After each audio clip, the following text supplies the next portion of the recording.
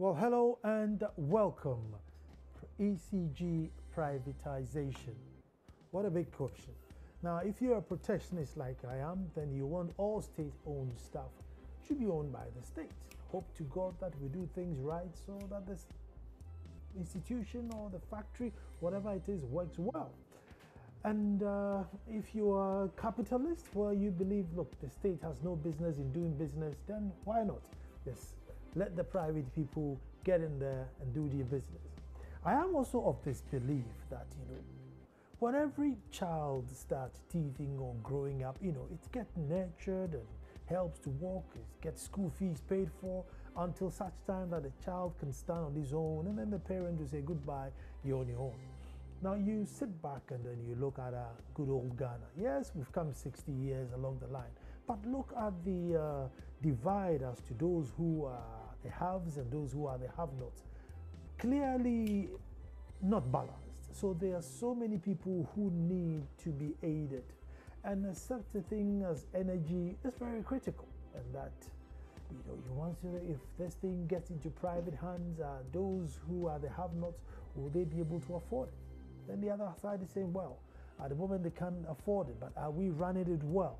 And so these are the big questions on the table as to whether we accept Compact 2, which comes with a huge money, and those bringing in the money are saying, well, we will give you well over $500 million, but we get to run ECG. Do we take the money? Well, we've signed it already, so we need to take the money. But then the modalities as to what part they play and what part we play has become a big issue. The president says, well, once upon a time, they were going to run the company for 25 years. We've shortened it to 20 years, and 51% of the interest in that company has to be Ghanaian. Is that good enough? Well, we're yet to see. My name is Nana Ansakwa IV, Akwamu Edumasahene, and your host. When I come back, I have two fine gentlemen who are going to educate us as to what their concerns are, sell or not to sell. Stay tuned.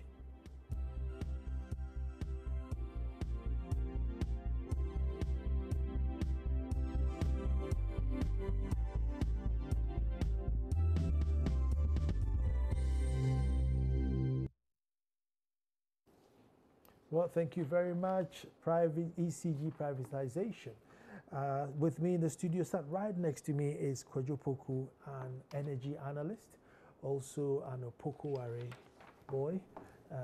AN, his number begins with AN, and his guys were in Adumasa all saying, oh, we see our mate on your show. So, hey, the boys in Kumasi, Kwadwo Poku's here. Hi, Nana. How are you? Very well. It's been a while. Have we seen this year? No, so okay, so Happy New Year. And same as Michael. I haven't seen Michael this year too. Yeah. Michael Nyanchachi, General Secretary, Public Utility Workers Union. Afishapa to you too. Yeah. Afishapa to you too. My Maria Hine is one of your mates. Yes. Yawasanti. Yes. Yeah. Yes. Yes. They did the program which they came to support it. That's it. Oh, okay. So yes, it was on a platform. You see, so you should have been there. I should have been there to support you and him. That's very good. You should have been there to support. The next time, I will make sure I'm there. Yes. Yeah, to see you in Edumasa. Well, we'll start with Michael. Michael, we've owned ECG from day one. It is clear that we have used, buttered and bruised it, and it's come to the stage where, let's, bring some private interest in there. And anytime you bring private interest, track record shows that they seem to have a better sense of management. Aren't the workers happy? President says nobody's going to be, nobody's going to be entrenched. After 20 years, it comes back to us, and maybe we can follow on their good steps. What are their concerns of the workers? Yeah, thank you, Nana. Originally, the thinking has been that the workers' main concern about this whole issue is that, the likelihood that people will lose their job. So that is all the whole agitation is about. But anybody who had followed this issue and had looked at the position paper we put out since 2014, we articulated about 8 issues, and the aspect of job losses was only one of them. So it's not the issue about job insecurity which was driven. There is a fundamental issue we have coming from where we are. Also, as a public service institution, we have the orientation that yes, electricity is providing a service. There is that sharp difference where something that once is a service, it must be purely looked at as an economic good. And therefore, if it's an economic good, it must be measured with all the economic indicators and see its viability from the angle of the bottom line figures. There are other school of thought which think that, look, this is a service which, from your introduction, should cover the have and the have-nots. So some aspect of social intervention is involved and somebody must be paid for it. And who is that somebody? It's the state, which is you and I, the tax that we contribute. But at the end of the day, the company is not being run well because we have not allowed it to run as a company properly so-called. There are principles that govern every company. Proper corporate governance we don't allow because shareholders, instead of playing the role of shareholders, begin to dictate to the board, dictate to management, and everything becomes so haphazard and we don't reach the goal. So people will say ECG is not making loss, not making profit. So the only way out is bring in private sector participation.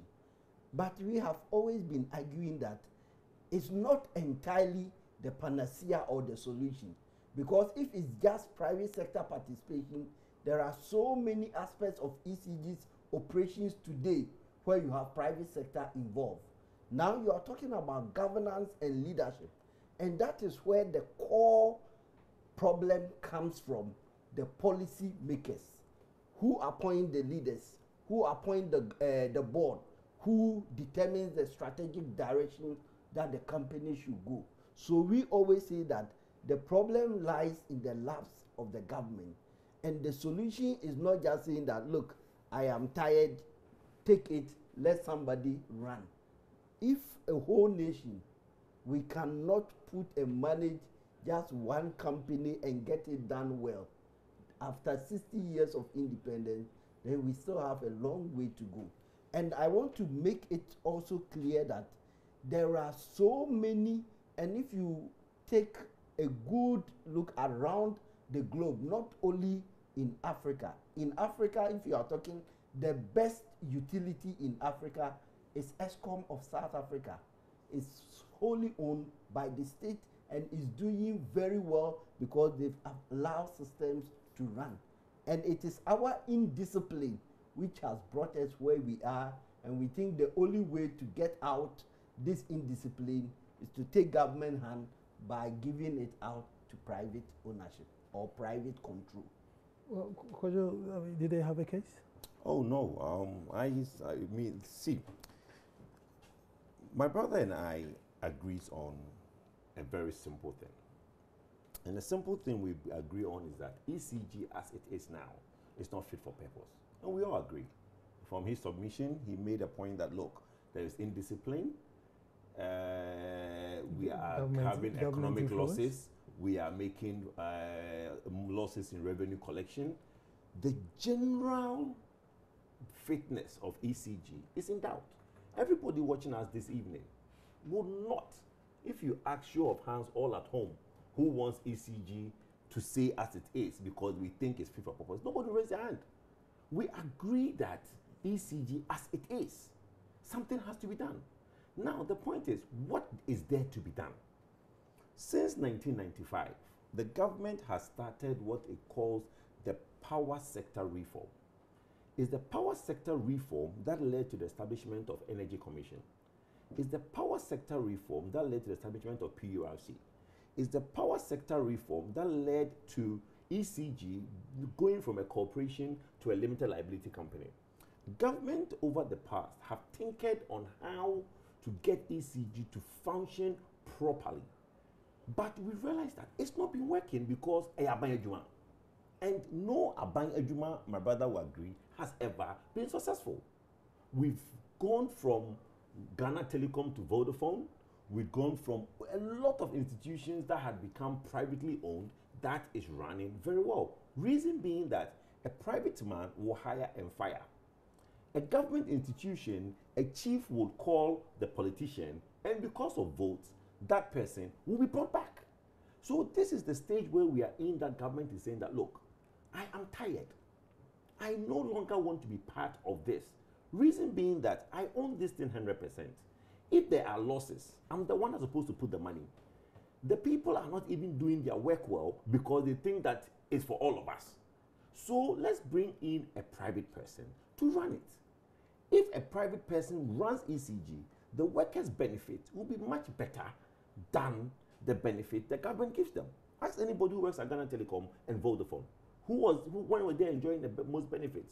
When it was Ghana Telecom or when it's now Vodafone? So the issue of whether ECG, something fundamental should happen to ECG, we both agree. Everybody in this country agrees.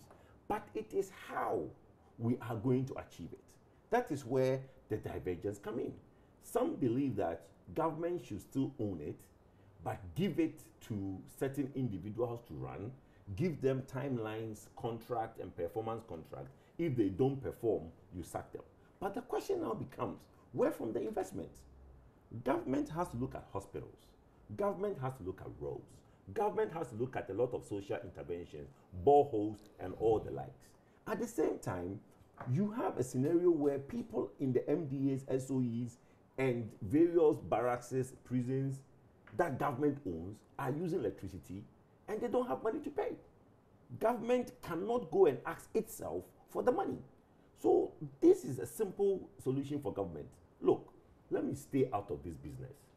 Let a private sector participation happen. Then let's turn around the company. In the long run, there will be a profit declared. Then the company, you and I, will be better off for it. As it is now, we are not. Because one of the issues, Michael also raised was the fact that government is using free of charge and is not paying. Right. So if indeed we are, bringing people in and government is going to clear that proverbial debt, then that was the issue. So if government is going to pay it, then... Well, you see, the issue now is that government does not have any money sitting there to go and clear that debt. What government is trying to do now is to go and bond the debt. Bond the debt, pay for it over a period, and take himself out of it. Let a private person come and manage it. If MIDA owes money, cut him off. Ministry of Agri owes, cut him off. You see, people keep banding around government indebtedness to ECG. Has anybody asked private indebtedness to ECG? Private companies' indebtedness to ECG is powering the government indebtedness to ECG. We all heard it on the TV when we saw the likes of Airtel, Vodafone, all these big corporations, they owe ECG. Why have they not collected the money? Let me bring Michael in here. Michael, two questions. I mean, if government is going to bond the debt, if it bonds the debts while you guys are, while we are running it, would it make any difference? And two, private indebtedness, why so much? You see, yeah, private indebtedness is there, but in many instances, especially the very high indebted companies, there is an arrangement. It's a business, and it happens in the banks. You won't be able to take all the money at a go and let the business stop running. So they go into some scheduling, payment schedule. So monthly basis, there is a certain amount that you pay as you consume so that the company also continues to run.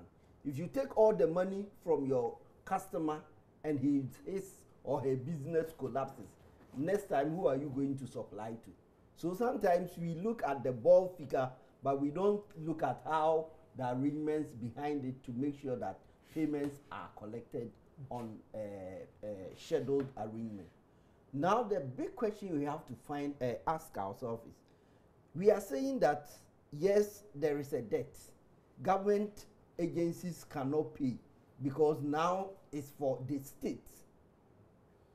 Would government agencies be able to pay if we give it to private sector? Where is that money coming from? So we've been saying that if government will be able to pay for MMDAs and government institutions, if it hands it over to a private operator, it means that now government has the ability and the potential to pay. So if you can pay for the private sector, pay for ECG, and ECG will be able to get the requisite needed materials to do the work. Sometimes we make blank statement that, oh, ECG is making losses, it's because of inefficiency, but nobody has also taken time to really look at the difficulties that we have pushed the company in and situations that staff have to work with very limited or sometimes even lack of logistics to do the work that is supposed to do. We were arguing behind the scenes, and there is always the question about the social aspect of ECG's work. Something that, look, it's business. If you don't have the means to pay, we should leave you behind. But I don't think that our country, we have reached that point where we think that everything should be dictated by capital. There are certain key social interventions we can't run away from. The people who are pushing us to do these things, they were years back in their countries where they did a lot of social re-engineering to bring their states to the level where they are now, and now they can say that, oh, let everybody pay. And even in the situation now, they still find ways to what? Subsidize the less privileged. All we are saying is that if government can clear all the debts and keep the books clean for ECG to operate, we thought that would have been a better arrangement to enable ECG as a state agency you to won't operate. Let them, won't the debt pile up again if government clears it? Because you won't be able to go to Ministry of Defense for the money. You mean? Yeah, so that's why the first proposal we made in our position paper was that, look, this whole thing we are talking about is a question of management. Sometimes they will throw and confuse us with the issues about investment. But from all that we've seen in many of the countries where they have introduced this PSP and this concession and all those things, they come with a notion and idea, we are bringing some investment, some capital. They are not bringing any dime from outside. They will come, and it's the money that we are raising from here which is reinvested and built. So the potential to raise the money is here. We only need to do the right things and get the system running efficiently. But just as I said, our indiscipline, both from leadership to where, is what is keeping us where we are. And the solution doesn't lie in just say, oh, okay, now I can't handle it. You are a private sector, handle it. Why are other state agencies in other countries performing and doing very well? Go to South Africa, go to Korea, go to Czech Republic. Don't even go far to Lebanon and others who don't, in a way, their system doesn't match what we have. But they are doing. It's all because of the psyche and the mentality. So we were saying that if government is serious to make sure that electricity is affordable, is available, is reliable, let's get people with the requisite knowledge, experience, give them specific contract and agreements to perform. These are your targets. ECG losses, we want you within the next 10 years, reduce it from A to B, from this to that. And these are the sanctions that goes with it if you fail. These are the rewards that goes with it. If you sign such a contract, which is enforceable, that you can take even the government to court if it tries to interfere, I believe we will get the results and all the benefits will accrue to us as a nation than the arrangement where we are. Fortunately, I'm using the word fortunately, with what the president said recently, at least there is some shift where majority is now going to still retain in the country. The original proposal was an 80-20 arrangement where virtually everything would have been taken out of our country. It's not completely the 80-20. Oh yeah, the original this thing, the local counterpart was supposed to be a 20% shareholding of the concession. But now government is saying 51. We don't know how the 49 is going to be like. At least it's better than the original. So Ghana stands to benefit if we do things right. I always cite the example because we had the opportunity to go to Czech Republic. 70% is owned by the state, and the money they are making from their energy into their national fund to develop their country, Nana, you will be surprised. You see, look, let me say something. Let's move away from the big investment picture that we talk of. Let's do very simple analysis. Walk into an ECG customer service center. You wake up in the morning, you have a problem with your prepaid. You walk into ECG customer service center to get a resolution of your prepaid that is not working. What are the experiences of Ghanaians when they enter an ECG customer center? Is it that that person sitting there on the monthly basis, is he not paid? Is his benefit not given to him? But what service do we get?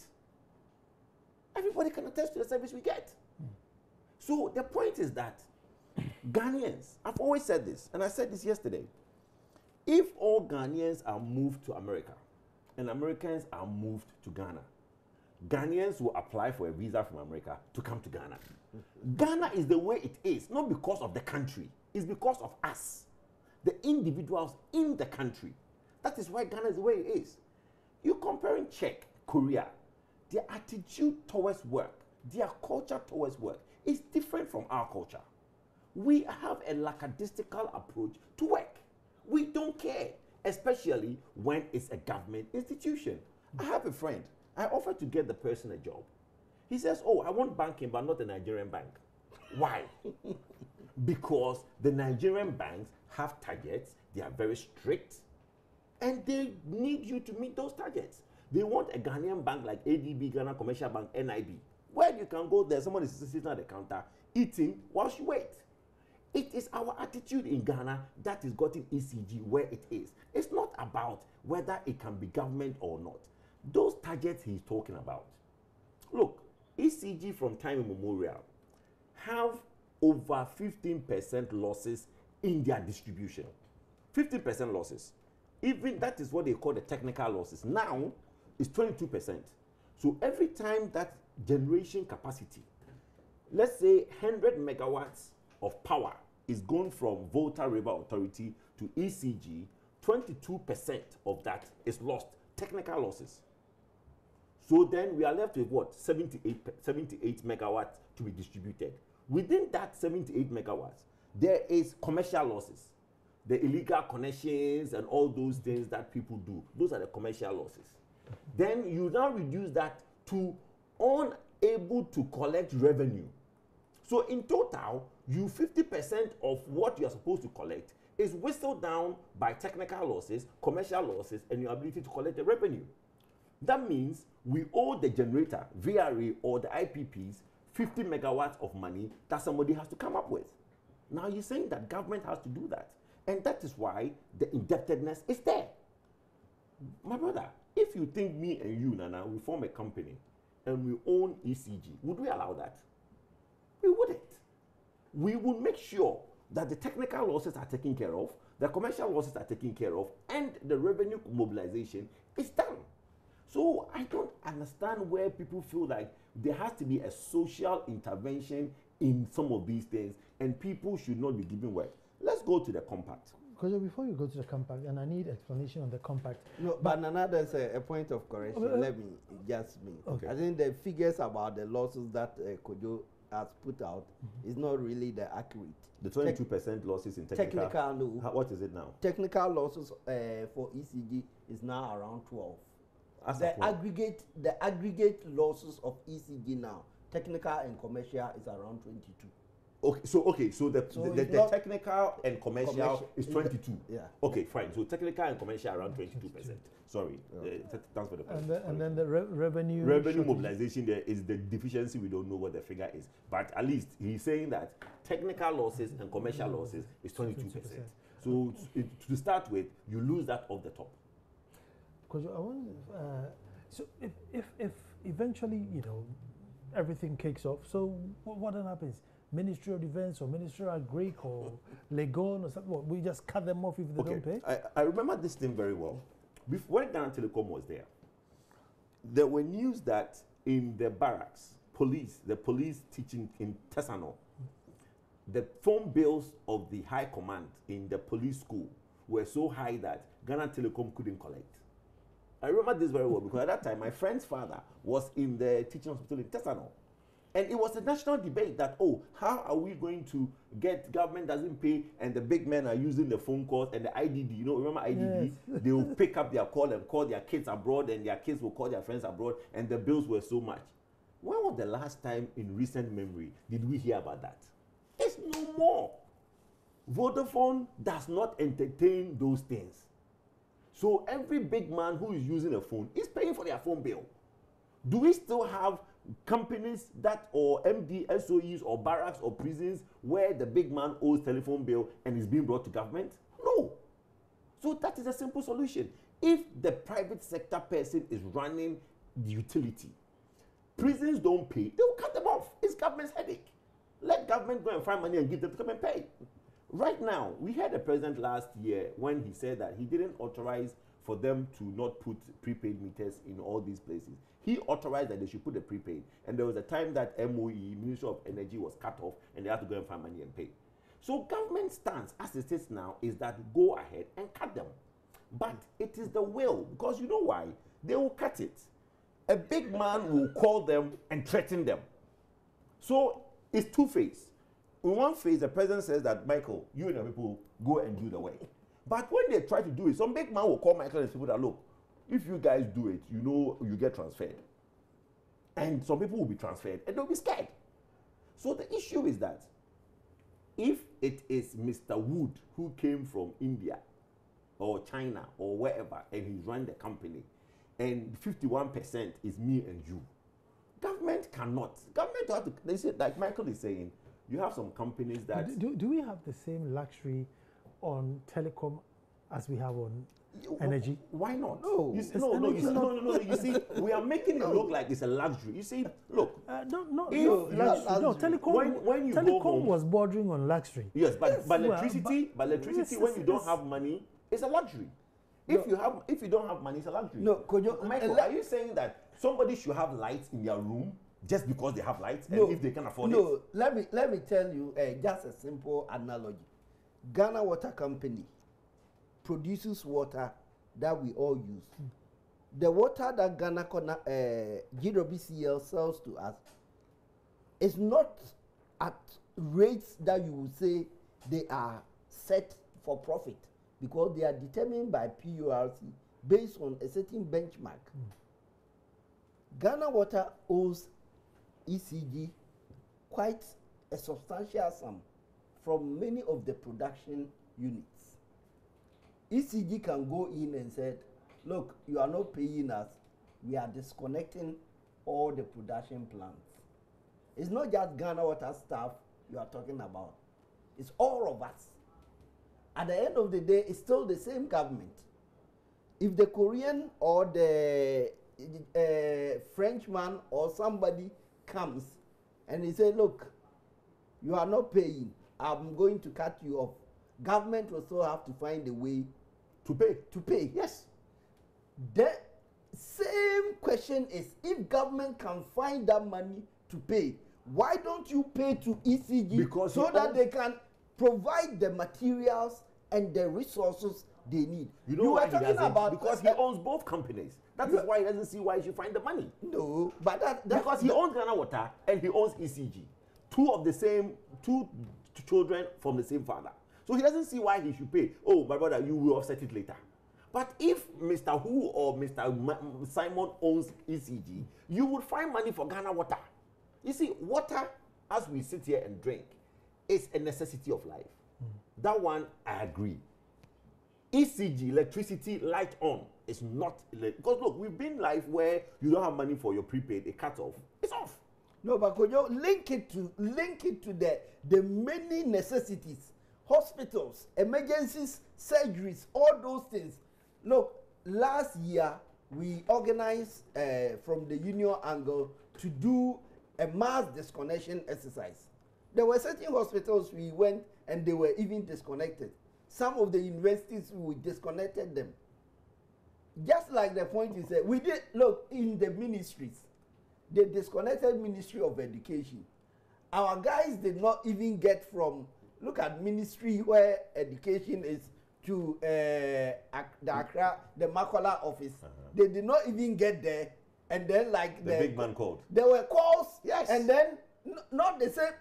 Another team was sent to go and reconnect. But Michael, can I say so are you putting this blame as an inefficiency of the staff? Let's hold on. Let's take a short break so we come back and continue. But this efficiency and management issue, if it can be solved once the companies hand over, why can't we do that now? Still move.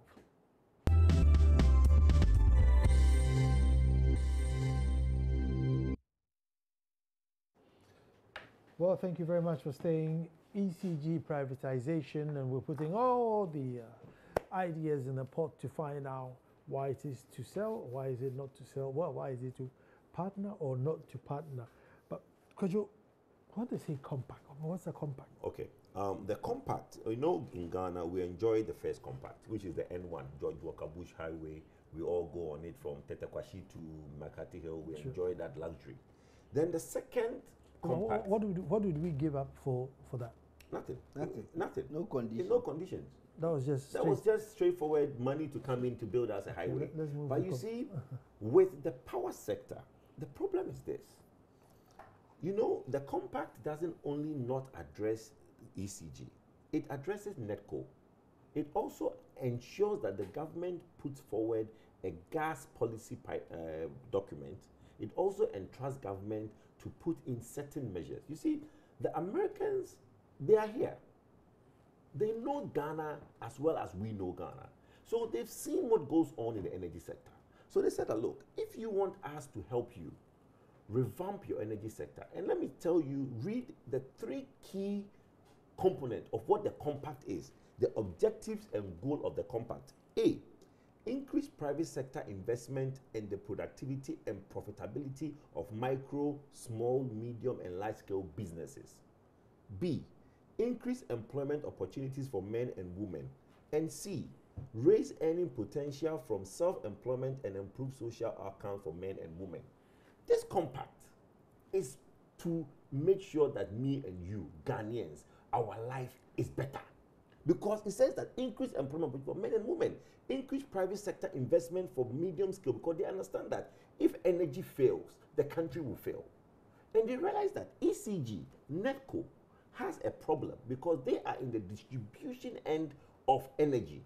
Whilst the generation end, they need to tie up the gas policy so that we have a very one gas policy to supply us gas. They realize that most of the problem, like my brother admitted, 22% of all electricity generated is lost. So if you don't address... What's the world average? Between 10 and... some are even lesser than 10. Some are even lesser than 10. But 22 is very high.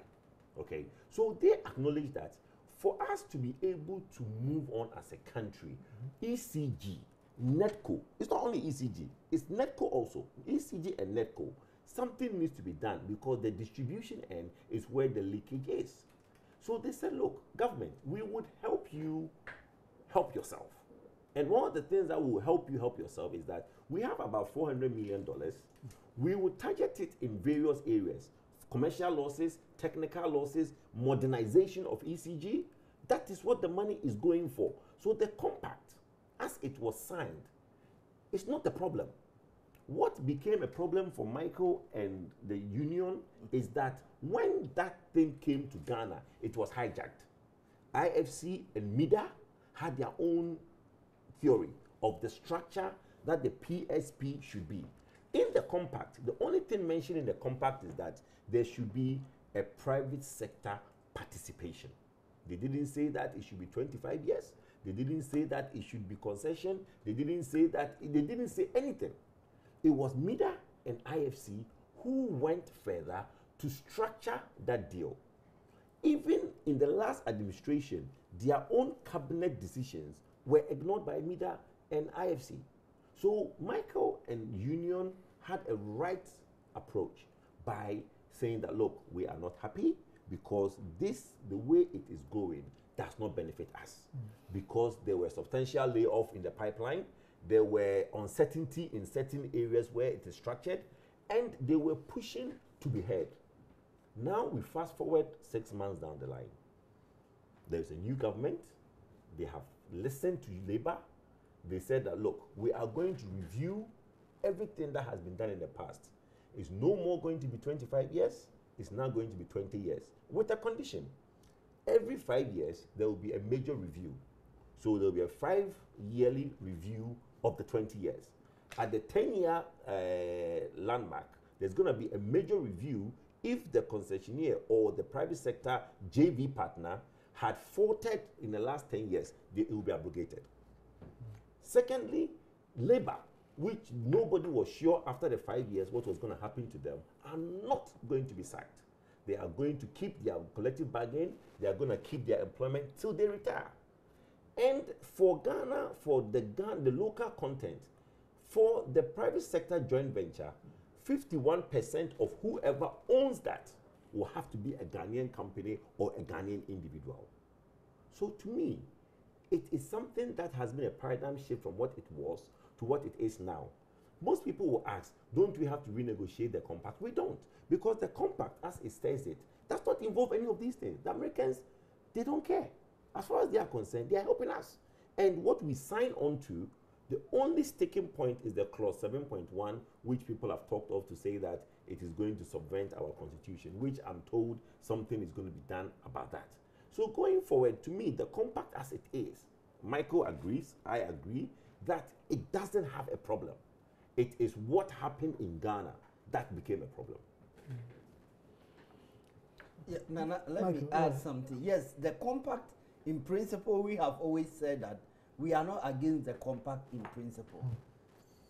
We thought that the nice objectives that Kojo read, these objectives can be attained without necessarily saying that ECG should go privatization.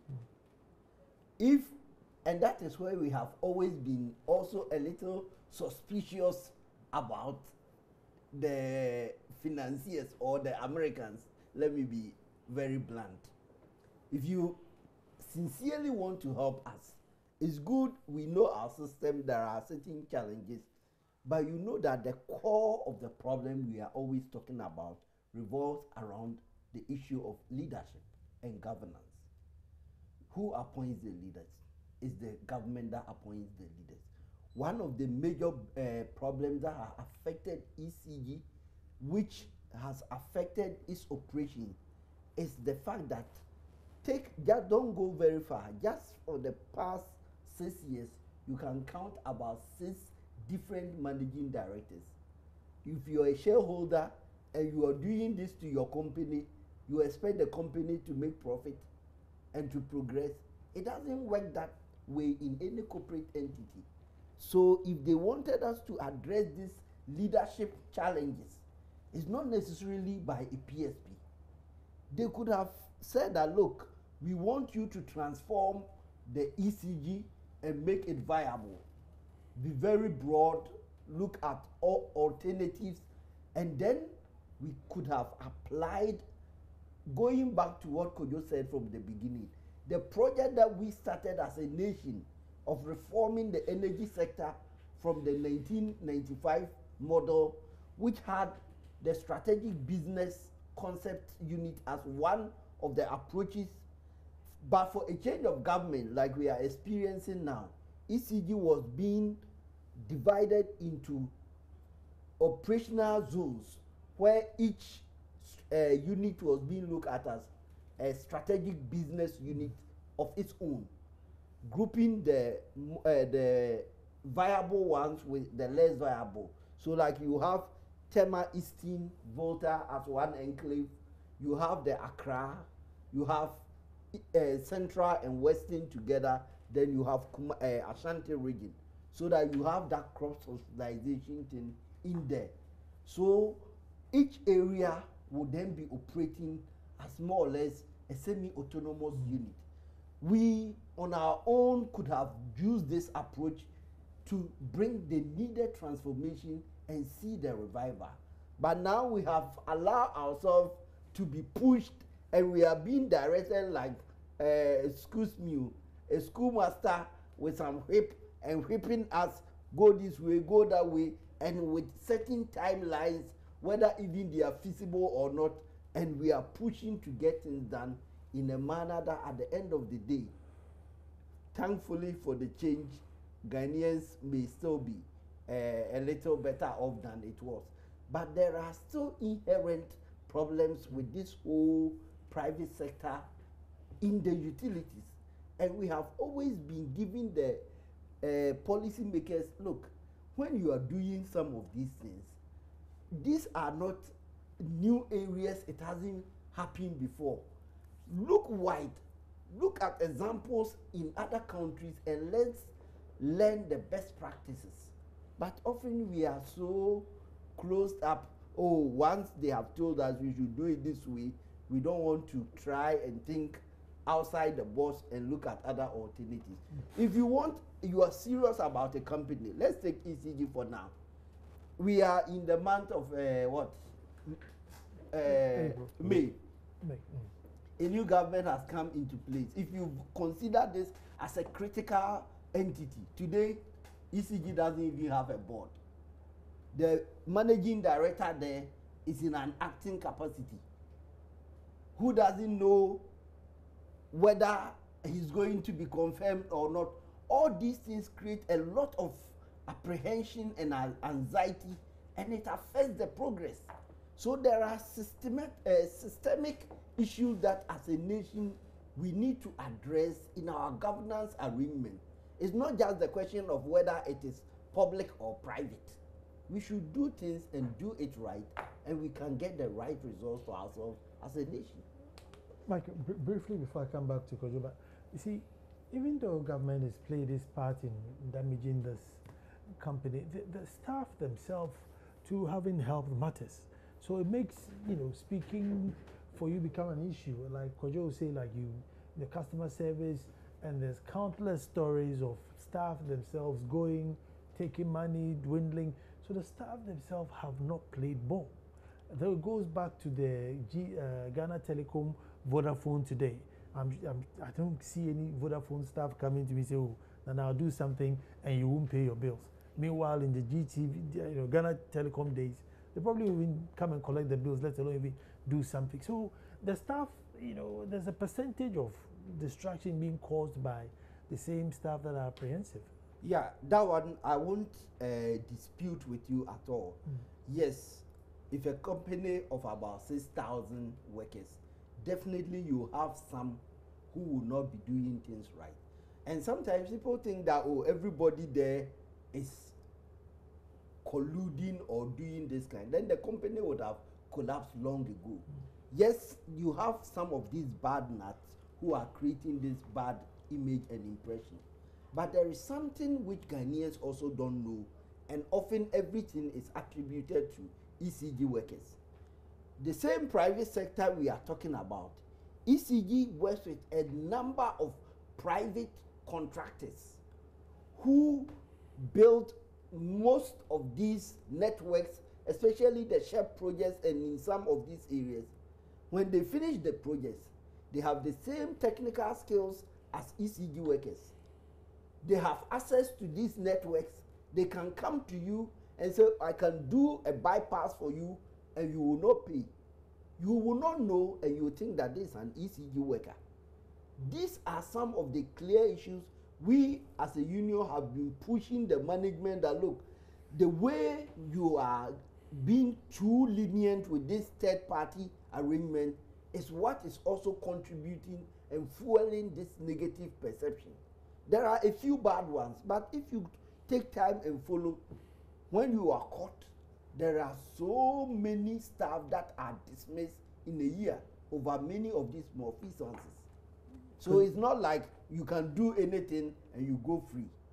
But there are others which are not entirely staff of ECG, but because the public knows that the person who comes, he saw them building the network, so the conclusion is that it's ECG. But that is where we have raised the question of leadership. That if government had given some firm leader who knows that the next 5 years I'm in charge, nobody is coming to sack me, he will be able to shape everybody into line. We don't need to go outside. I always use the example of Gimpa. It took only one person to bring the transformation we see in Gimpa, Professor Ade.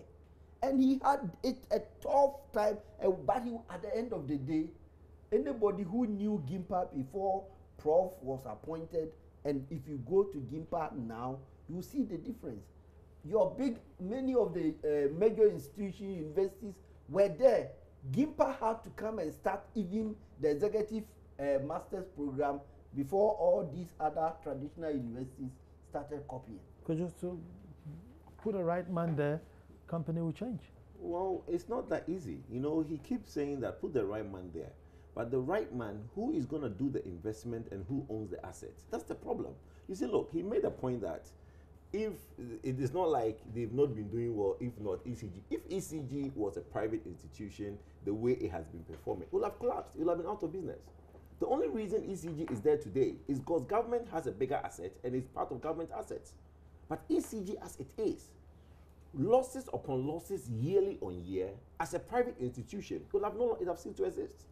Because I wouldn't want to put my money in there. You wouldn't want to put your money in there. So the issue is that, look, their benefits will be better. Their workers will work better. Because like I said earlier, I have seen people who go from public sector to private sector and they work differently. I've seen people who go from Ghanaian banks to Nigerian banks and they work differently. It is that attitudinal change that we need. And it's innovation also, my brother. Innovation. We do not innovate in Ghana. If we bring in external people who have done better in their countries, they will bring it here and do better. We talk of South Africa. If you go to South Africa to me, when I went there, I was surprised that I was still in Africa. I'm being honest. Oh, yeah. South Africa is really a cultural shock. It's a developed nation. Mm. And their culture towards work is different from our culture towards work. So yes, that argument of leave and put a person there to make a difference. It is not whether the person can make a difference or not. It is who owns the assets and who pays the bill when there is a default.